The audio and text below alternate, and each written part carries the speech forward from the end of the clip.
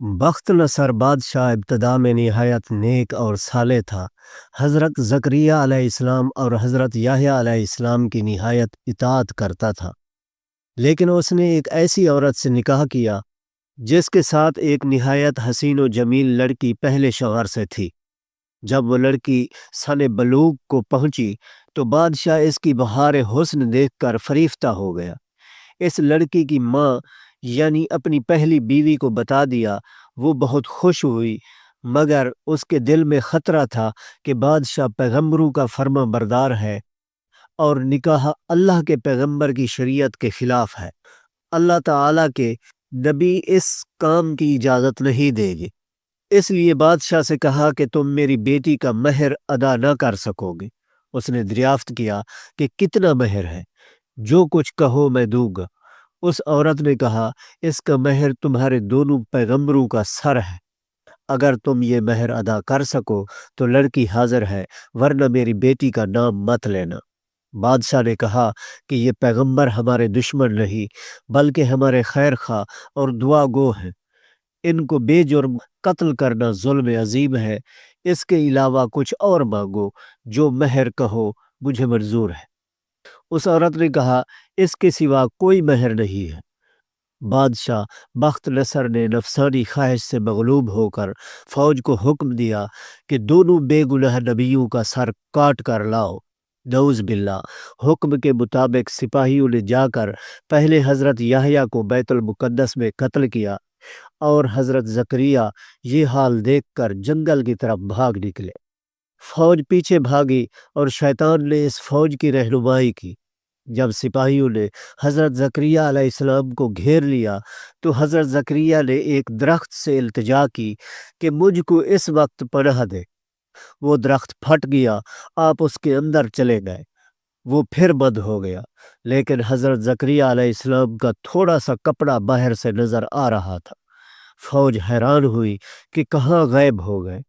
شیطان نے نشان دیا کہ اس درخت کے اندر ہے اور یہ کپڑا ان کے موجود ہونے کی علامت ہے۔ پھر شیطان نے آرا لانے کی ترکیب بتلائی۔ درخت چیرا گیا۔ جب آرا حضرت زکریہ علیہ السلام کے سر تک پہنچا تو حضرت زکریہ علیہ السلام نے سسکی بھری۔ حکم الہی نازل ہوا، اگر اف کرو گے تو پیغمبری سے خارج کر دیے جاؤ گے۔ تم نے غیر سے یعنی درخت سے کیوں پناہ مانگی؟ اگر ہم سے التجا کرتے تو کیا ہم پناہ نہیں دے سکتے تھے؟ اب اس کا مزہ چکھو اور چپ چاپ سر پر آرا چلنے دو۔ غرض یہ کہ سر سے پاؤں تک جسم چیرا گیا اور حضرت زکریہ علیہ السلام نے آہ نہ کی۔ جب دونوں پیغمبر اس بے دردی سے قتل ہوئے تو غضب الہی نازل ہوا۔ دن تاریک ہو گیا۔ ایک بادشاہ خون خوار فوج لے کر چڑھا اور اس شہر کے باشندوں کو گرفتار کر لیا۔ حضرت یحییٰ کا خون بند نہ ہوتا تھا۔ جب قبر میں رکھتے تھے تو قبر خون سے لبریز ہو جاتی تھی۔ اس بادشاہ کے لشکر نے قسم کھائی کہ جب تک حضرت یحییٰ علیہ السلام کا خون بند نہ ہوگا میں شہر کے لوگوں کو قتل کرنے سے باز نہ آؤں گا۔ ہزاروں آدمی قتل کر دیے گئے لیکن خون بند نہ ہوا۔ اس وقت ایک شخص حضرت یحییٰ علیہ السلام کی لاش پر آیا اور کہا کہ تم پیغمبر ہو یا ظالم؟ ایک خون کے بدلے میں 1000 آدمی قتل ہو چکے، اب کیا سارے جہان کو قتل کراؤ گے؟ اتنا کہنا تھا کہ خون بند ہو گیا۔ اور جامعہ دمشق میں حضرت یحییٰ علیہ السلام کی قبر مبارک ہے۔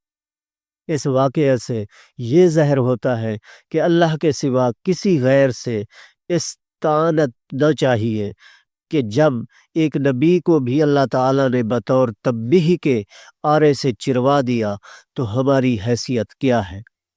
چنانچہ اس لیے اس واقعہ سے سبق حاصل کرتے ہوئے ہمیں چاہیے کہ نہ تو کبھی کسی پر کوئی ظلم کرے اور نہ اللہ کے سوا کسی سے مدد مانگے۔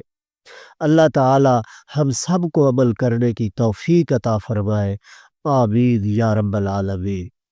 ناظرین، اگر ویڈیو پسند آئی ہو تو لائک اور شیئر کر دیں اور چینل کو سبسکرائب کر کے شکریہ کا موقع دیں۔ والسلام۔